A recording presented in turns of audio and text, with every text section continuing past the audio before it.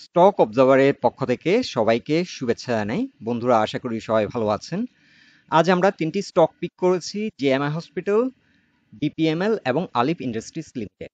এই ৩টি স্টকের মধ্যে ২টো স্টক নিয়ে আমরা ৩ দিন আগেও একটি পোস্ট করেছিলাম, জেএমআই হসপিটাল এবং বিপিএমএল নিয়ে।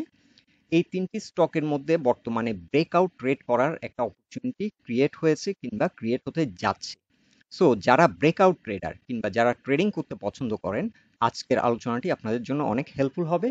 আর আজকের আলোচনার মাধ্যমে আমরা জানতে পারবো এই স্টকগুলো কোন পয়েন্টে এন্ট্রি দেওয়াটা সুইটেবল হবে, কোন পয়েন্টে আমরা স্টপ লস সেট করতে পারি, আর কোন পয়েন্টে এসে আমরা প্রফিট টেক করব।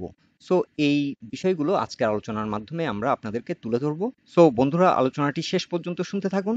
আর আলোচনাটির শুরুতে আমি রিকোয়েস্ট করব, ডিসক্লেমার অংশটি আপনারা ভালো করে পড়ে নেবেন। পুঁজিবাজার ঝুঁকিপূর্ণ। আপনার কোনো পার্সোনাল বাই এবং সেলের কারণে আপনি যদি ক্ষতিগ্রস্ত হয়ে থাকেন, সে দায় স্টক অবজার্ভার বহন করবে না। সো এখানে আমরা গত ৩ দিন আগে যে পোস্টটা করেছিলাম, জেএমআই হসপিটাল এবং বিপিএমএল আমরা ইনক্লুড করেছি, আর আজকে নতুন করে আমরা ইনক্লুড করছি এআইএল। সো যারা যারা আমাদের এই পোস্টটি দেখেননি, তারা এই পোস্টটি দেখে নিলে ভালো হবে, কারণ এই পোস্টটিতে আমরা অনেক ডিটেলস আলোচনা করেছি যেগুলো হয়তো আজকে আমরা ইনক্লুড করব না। প্রথমে আমরা আলিফ ইন্ডাস্ট্রিজ লিমিটেড এই স্টকটির ডে চার্ট নিয়েছি, এবং ডে চার্টে আমরা দেখছি যে গত ৩-৪ দিন যাবত এটি ভালো ভলিউমে লেনদেন হয়েছে। ফ্লোর প্রাইস থেকে উঠে এখানে একটি রেজিস্ট্যান্স ছিল প্রাইস পয়েন্ট লেভেলে 57.5। এই রেজিস্ট্যান্সটি ব্রেকআউট দিতে সক্ষম হয়েছে। আর আমরা যদি উইকলি চার্টে আরেকটু লঙ্গার হরাইজনে এই স্টকটির অবস্থান দেখি, এই স্টকটি দীর্ঘদিন ধরে ফ্লোর প্রাইসে ছিল এবং কিছুটা অফ ট্রেন্ডে ছিল, কিন্তু এই সপ্তাহে আমরা দেখছি যে তার যে প্রিভিয়াস একটি ট্রেন্ড, এখানে একটি ট্রেন্ড লাইন ড্র করেছি, সেই ট্রেন্ডের মধ্যে এন্টার করতে সক্ষম হয়েছে। সো এটিও একটি পজিটিভ দিক। সো এখানে একটি প্রাইস পয়েন্ট লেভেলের রেজিস্ট্যান্স ছিল 57.5, এই এরিয়াতে এটাকে ব্রেকআউট দিয়েছে। পাশাপাশি এ সপ্তাহে আমরা দেখছি যে তার যে প্রিভিয়াস ট্রেন্ড ছিল, সেই ট্রেন্ডের মধ্যে এন্টার করছে। এখন এই স্টকটির জন্য চ্যালেঞ্জিং হচ্ছে তার রিসেন্ট একটি হাই ছিল, রিসেন্ট প্রিভিয়াস হাই, সেটি 65। এই জোনটাতে একটা রেসিস্টেন্স আছে প্রাইস পয়েন্ট লেভেলে। সো এই প্রাইস পয়েন্টটিকে ব্রেকআউট করা এখন বর্তমানে এই স্টকটির জন্য চ্যালেঞ্জিং, এবং এটিকে ব্রেকআউট দিলে আমরা যারা ব্রেকআউট ট্রেড করি কিংবা ব্রেকআউট ট্রেড করতে পছন্দ করি, কিংবা যারা ডে টু ডে ট্রেড করি, তাদের জন্য একটা ট্রেডিং অপরচুনিটি ক্রিয়েট হতে পারে। সো ব্রেকআউট ট্রেডের ক্ষেত্রে ২-৩টি বিষয় আমাদেরকে খুব মাথায় রাখতে হবে। সেটা হচ্ছে ব্রেকআউট দেওয়ার সাথে সাথে ইমিডিয়েটলি ট্রেডে এন্টার না করা। সেকেন্ড থিং হচ্ছে ভলিউম। আমরা দেখতে পাচ্ছি যে গত সপ্তাহের তুলনায় এই সপ্তাহ ভলিউম অনেকটা বৃদ্ধি পেয়েছে, প্রায় 3 থেকে 4 টাইমস হাই ভলিউমে ট্রেড হচ্ছে। সো এই সপ্তাহে এখনো এটা ক্লোজিং ক্যান্ডেল না। সো এই সপ্তাহের at the end of the trading session এই ক্যান্ডেলটির অবস্থান কোন এরিয়াতে এসে ক্লোজ হয়, সেটা একটা দেখার বিষয়।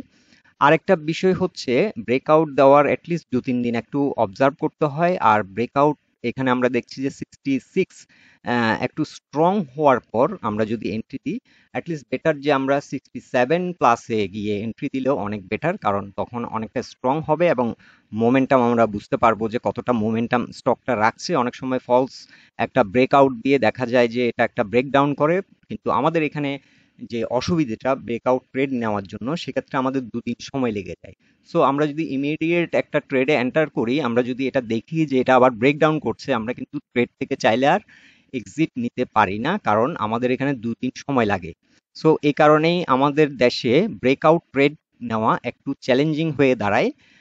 তবে এক্ষেত্রে আমরা যদি ভলিউম ঠিক থাকে, ভলিউমের ধারাবাহিকতা যদি ঠিক থাকে, ভালো মোমেন্টাম থাকে, তাহলে কিন্তু মোটামুটি একটা ধারণা করতে পারি যে স্টকটা হয়তো সাকসেসফুলি ব্রেকআউট দিতে সক্ষম হবে।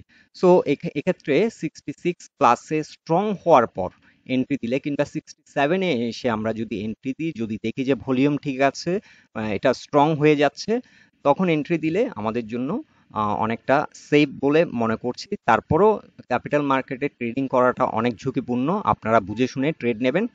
আর স্টকটির ক্ষেত্রে আমরা স্টপ লস কোন জায়গাটায় সেট করতে পারি, এন্ট্রি পয়েন্ট হবে 66 প্লাসে কিংবা 67-এ এসে আমরা এন্ট্রি দিতে পারি।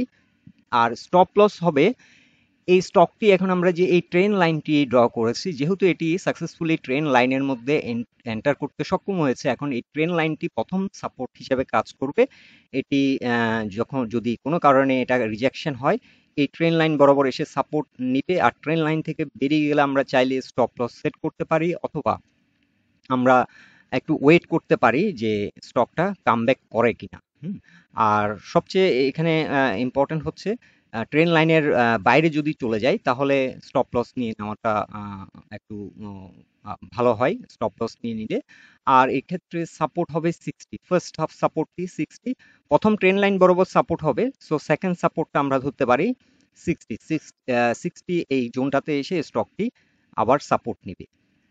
কিংবা আমরা এটাও করতে পারি যে আমরা 66-এ কিছুটা ট্রেড নিয়ে আমরা মনিটর করতে পারি ট্রেডটা কেমন হচ্ছে। ট্রেডটা যদি আমাদের অ্যাজ পার দ্য ডাইরেকশন যায়, আমরা আবার একটু ভলিউম বাড়াতে পারি, কিংবা আমরা কিছু মানি রেখে দিতে পারি যে যদি কোনো কারণে এটি ব্রেকডাউন করে, স্টপ লস না দিয়ে এটি 60-তে এসে যদি সাপোর্ট নেয়, এখান থেকে যদি আবার রিভার্সাল শুরু করে, আমরা আবার এখানে এন্ট্রি দিয়ে আমাদের একটু অ্যাভারেজ ডাউন করে নিতে পারি। কারণ দেখা যায় যে আমাদের দেশে, যেটা বললাম, 2 দিনে দেখা যায় যে এটা হয়তো আমরা এন্ট্রি নিলাম, এখানে 2 দিন পরেই এটা বেচার দিন আমরা যেদিন ম্যাচুরিটি হয় সেদিনই 60 হয়ে গেছে। সো 5 টাকা 6 টাকা লস দেওয়ার তখন আর যুক্তিযুক্ত কোনো কারণ থাকে না। তখন বেটার হয় যে স্টকটা আবার যদি রিভার্সাল করে ওখান থেকে কিছুটা অ্যাভারেজ ডাউন করে নেওয়া। সো এভাবেও আমাদের স্ট্র্যাটেজি আমরা চাইলে সেট করতে পারি। এখন সেকেন্ড যে পয়েন্টটি, সেটি হচ্ছে আমরা যদি এটা ব্রেকআউট ট্রেড নিয়ে এবং এই ট্রেডটা যদি as per our direction move করে, তাহলে কোন এরিয়াতে এসে আমরা প্রফিট টেক করব। সো এক্ষেত্রে আমরা দুটো ফিবোনাসি চার্ট ড্র করেছি। একটি ফিবোনাসি চার্টে আমরা দেখতে পাচ্ছি 50% সাইকেল, একটি এই জোনটি হচ্ছে 77 প্রাইস পয়েন্টে আমরা ফার্স্ট আমাদের টার্গেট সেট করতে পারি। আরেকটা আমরা trend base Fibonacci chart draw করেছি, এটাও আমরা দেখতে পাচ্ছি যে এখানে 76-এ একটা রেজিস্ট্যান্স। সো আমরা আমাদের ফার্স্ট টার্গেট সেট করতে পারি 76 থেকে 77, এবং সেকেন্ড যে টার্গেট সেটি আমরা সেট করতে পারি 86 টু 90। আশা করছি টেক্সটাইল সেক্টর যদি একটা মোমেন্টাম পায় তাহলে এই স্টকগুলো অনেক ভালো করবে। সো আপনারা আপনাদের ওয়াচ লিস্টে রাখতে পারেন। এগেইন আমরা মেনশন করছি যে বাই সেল সম্পূর্ণ আপনার নিজের দায়িত্বে। আমরা কিছু স্ট্র্যাটেজি এবং ব্রেকআউট কিভাবে ট্রেড করবে এগুলো আপনাদের সাথে ডিসকাস করছি। আর আলোচনাটির মাধ্যমে আমরা কিন্তু কাউকে কোনো বাই সেল নির্দেশনা দিচ্ছি না। এটা আপনাদের যার যার নিজস্ব পার্সোনাল ম্যাটার, বাই করবেন কি সেল করবেন কিংবা নিউট্রাল থাকবেন, এটা সম্পূর্ণ আপনাদের নিজস্ব ব্যাপার। এখন আমরা GMI hospital requisite manufacturing limited এই স্টকটির ডে চার্ট নিয়েছি, এবং ডে চার্টে আমরা আপনাদেরকে গত 2-3 দিন আগে যেটি দেখিয়েছিলাম যে এটি একটি ব্রেকআউট করেছে, একটি ট্রায়াঙ্গেল ব্রেকআউট দিয়েছে। ব্রেকআউট দিয়ে এখানে রিটেস্ট করেছে, রিটেস্ট করে এখন একটা রিভার্সাল দেখতে পাচ্ছি। সো এই স্টকটির ভলিউম যদি আমরা বিশ্লেষণ করি, ভলিউম এবং প্রাইস অ্যাকশনের মধ্যে মোটামুটি একটা কনসিস্টেন্সি আছে, আমরা কোনো ডিসক্রিপেন্সি দেখতে পাচ্ছি না, মোটামুটি ভালো একটা মোমেন্টামও আছে। সো এই স্টকটির ক্ষেত্রে এখন চ্যালেঞ্জ হচ্ছে এখানে একটা প্রাইস পয়েন্ট লেভেলে একটা রেজিস্ট্যান্স আছে, সেটি হচ্ছে 83.8, 83.9, কিংবা আমরা 84 বলতে পারি। সো স্টকটি যদি আমরা আগামীকাল 84 প্লাসে যদি স্ট্রং একটা পজিশন ক্রিয়েট করতে পারে, তাহলে কিন্তু নতুন করে একটা মোমেন্টাম আমরা আশা করতে পারি, এবং স্টকটির ক্ষেত্রে আপনাদেরকে আমরা যে টার্গেটটি দেখিয়েছিলাম 90 থেকে 110, সেই টার্গেট দুটো অ্যাচিভ করতে সক্ষম হতে পারে। সো স্টকটির volume satisfactory volume, price action ঠিক আছে। সো স্টকটি আপনারা এখন চাইলে আপনাদের ওয়াচ লিস্টে রাখতে পারেন। সো এখন ব্রেকআউট যদি দেয়, এখানে কিন্তু উইকলি চার্টে আমরা যে বডিটা পাচ্ছি অলরেডি ব্রেকআউট হয়েছে, কিন্তু ডে চার্টে এখনো কিছুটা রেজিস্ট্যান্স 84-এ আছে, যার কারণে 84 থেকে কিন্তু কিছুটা রিজেকশন হচ্ছে। যদিও আজকে লাস্ট আওয়ারে ভালো একটা মোমেন্টাম ছিল, এখন কালকে যদি 84-এর উপর সাকসেসফুলি এটি যদি দাঁড়াতে সক্ষম হয়, তাহলে 88-এ এসে আবার একটা রেজিস্ট্যান্স ফেস করবে। এখানে ফিবোনাচি চার্টে এখানে একটু সময় নিবে, এবং এরপরে এটার গন্তব্য হবে 98। সো এই স্টকটির ফার্স্ট টার্গেট হতে পারে 98, এবং সেকেন্ড টার্গেট হতে পারে 110 থেকে 120 পর্যন্ত এটার ট্রাভেল করতে পারে। সো এই স্টকটি আপনারা চাইলে আপনাদের ওয়াচ লিস্টে রাখতে পারেন। আর যারা যারা এন্ট্রি দিয়েছেন অলরেডি একটা ভালো পজিশনে আপনারা আছেন, আপনারা চাইলে আপনাদের ট্রেডটি হোল্ড করতে পারেন, এবং এখানেও চাইলে এসে আপনারা একটু প্রফিট টেক করে যদি আবার এটি কিছুটা রিট্রেস করে, আবার রি-এন্টার দিতে পারেন, তবে সেটা কিছুটা ঝুঁকিপূর্ণ। অনেক সময় এই ধরনের যে প্রাইস অ্যাকশন যে হচ্ছে এখন বর্তমানে, মার্কেট অনেকটা গতিশীল হচ্ছে, অনেক সময় এই ধরনের রেসিস্ট্যান্স গুলোকে খুব কুইকলি ব্রেকআউট করে হয়তো এই জোনটাতে হিট করার একটা পসিবিলিটি আছে। তবে এখানে প্রাইস পয়েন্ট লেভেলে 94 থেকে 5 এ এসেও কিন্তু এটা রেসিস্ট্যান্স করতে পারে, প্রাইস পয়েন্ট লেভেলে একটা রেসিস্ট্যান্স ফেস করতে পারে। সো যারা শর্ট টার্ম ট্রেডার, আপনারা আপনাদের মতো করে সেট করবেন।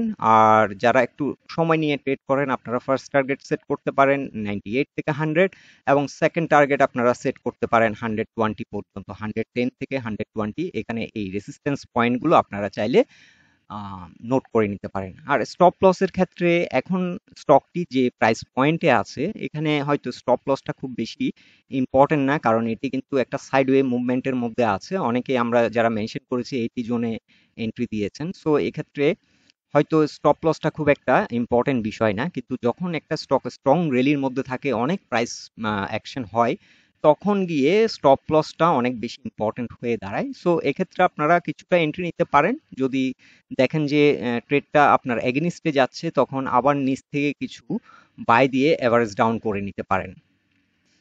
আরেকটা ব্যাপার, ভলিউমের ধারাবাহিকতা ঠিক আছে কিনা সেটাও দেখবেন। আজকে তো মোটামুটি একটা ভলিউম পেয়েছে, কালকেও যদি ভালো একটা ভলিউমের ট্রেড হয় এবং কনসিস্টেন্সি থাকে, তাহলে স্টকটি কিন্তু গ্র্যাজুয়ালি 110 থেকে 120 পর্যন্ত হিট করার পসিবিলিটি আছে। তবে এই রেসিস্ট্যান্সগুলো অবশ্যই মাথায় রাখবেন। 95 থেকে 98 এখানে কিন্তু একটা ভালো রকমের সেল প্রেশার আসবে, এবং এই সেল প্রেশারটি যদি অ্যাবজর্ব করতে পারে, তাহলে আমরা সেকেন্ড টার্গেটের কথা চিন্তা ভাবনা করতে পারি। এখন আমরা বসুন্ধরা পেপার মিলস লিমিটেড এই স্টকটির উইকলি চার্ট নিয়েছি। উইকলি চার্টে আমরা দেখতে পাচ্ছি স্টকটি একটা স্ট্রং পজিশন ক্রিয়েট করেছে। এই সপ্তাহে ভালো ভলিউম হচ্ছে, ভালো ভলিউমে লেনদেন হচ্ছে, প্লাস পিভট এবং 20 এক্সপোনেনশিয়াল মুভিং অ্যাভারেজের উপরে দাঁড়াতে সক্ষম হয়েছে। এটা একটা পজিটিভ দিক। আর এখন বর্তমানে 84 এ এসে রেসিস্ট্যান্স ফেস করছে, কারণ প্রাইস পয়েন্টে এখানে রেসিস্ট্যান্স ছিল, কারণ এই এই এরিয়া থেকে কিন্তু পরপর দুবার রিজেক্ট হয়েছে। এখানে একবার রিজেক্ট হয়েছে, এখানে একবার রিজেক্ট হয়েছে গত মাসে। সো এখন এটি চেষ্টা করছে এই রেসিস্ট্যান্সটি ব্রেকআউট করার জন্য। সো এই রেসিস্ট্যান্সটি ব্রেকআউট করলে আবার একটা ট্রেড অপরচুনিটি নিতে পারেন, এবং এটা 91 এ এসে আবার একটা রেসিস্ট্যান্স ফেস করবে। এখানে প্রাইস পয়েন্টও রেসিস্ট্যান্স আছে, আর এখানে ফিবোনাসি চার্টে রেসিস্ট্যান্স আছে। এরপরে সেকেন্ড যে পয়েন্টটিতে এসে রেসিস্ট্যান্স ফেস করবে 97। সো আমরা যারা কিছুটা সময় নিয়ে ট্রেড করি, তাদের জন্য এখন আমরা টার্গেট সেট করতে পারি 97 আমাদের ফার্স্ট টার্গেট, এবং পরবর্তী টার্গেটটি হবে 110। আমরা এর আগের আলোচনায়ও বলেছি। সো এখন কিন্তু এই স্টকটি ব্রেকআউট করার একটা হয়তো ক্ষেত্র ক্রিয়েট হয়েছে, একটা অপরচুনিটি ক্রিয়েট হতে যাচ্ছে। সো এখানে একটা ট্রেড, ব্রেকআউট ট্রেড নেওয়ারও কিন্তু অপরচুনিটি ক্রিয়েট হচ্ছে। সো আনলাইক আমরা আগে যে পয়েন্টগুলো আপনাদেরকে মেনশন করেছিলাম, ভলিউমটা কেমন সেটা আপনারা একটু দেখবেন। আর 84 এর উপরে স্ট্রং হলে কিন্তু আপনারা এন্ট্রি নিতে পারেন, আর স্টপ লস সেট করতে পারেন 84 এর নিচে। 83 এতে আপনারা স্টপ লস সেট করতে পারেন। প্রফিট টেকিং হতে পারে 91, 97 থেকে আপ টু 110 পর্যন্ত। এটা যার যার চয়েস, যার যার রিকোয়ারমেন্ট অনুযায়ী আপনারা ট্রেড করবেন। কেউ একটু সময় নিয়ে ট্রেড করেন, কেউ হয়তো 2 দিন হয়তো T2 ট্রেড করতে চান, তাদের জন্য হয়তো 91 হতে পারে টার্গেট। সো এটা যার যার স্ট্র্যাটেজি, আপনারা আপনাদের মতো প্রফিট টেকিং জোনগুলো সেট করে নেবেন। আর বসুন্ধরা পেপারের ক্ষেত্রে আমরা ওভারঅল ট্রেন্ডটি কিন্তু অনেক স্ট্রং। আমরা এটাকে শুধুমাত্র একটা ট্রেন্ড হিসাবে ইয়ে না করে, এটা কিন্তু একটা ট্রেন্ডের এখানে একটা কারেকশন হয়ে কিন্তু এখন রিভার্সাল। সো এই রিভার্সালে কিন্তু এটা ইন দ্য লং রান কিন্তু এটা তার প্রিভিয়াস যে হাই, সেটাকে ব্রেকআউট করে নিউ হাইও ক্রিয়েট করবে। তবে আমরা সেটা পরে করব, আগে আমাদের ফার্স্ট এবং সেকেন্ড টার্গেট অ্যাচিভ করার পর আমরা নতুন প্রজেকশন দিব। এখন আপাতত এত লং প্রজেকশনে আমরা যাচ্ছি না। সো বন্ধুরা, এটাই ছিল এই 3টি স্টক নিয়ে আজকে আমাদের অবজারভেশন এবং আমাদের ফাইন্ডিংস। আপনারা আপনাদের মতামতগুলো আমাদেরকে কমেন্ট বক্সে জানাবেন। আর আলোচনাটি যদি আপনাদের ভালো লেগে থাকে, অবশ্যই পোস্টটিকে লাইক দিন, বন্ধু বান্ধবের সাথে শেয়ার করুন। আর আমাদের সাথে থাকার জন্য আপনাদেরকে অসংখ্য ধন্যবাদ।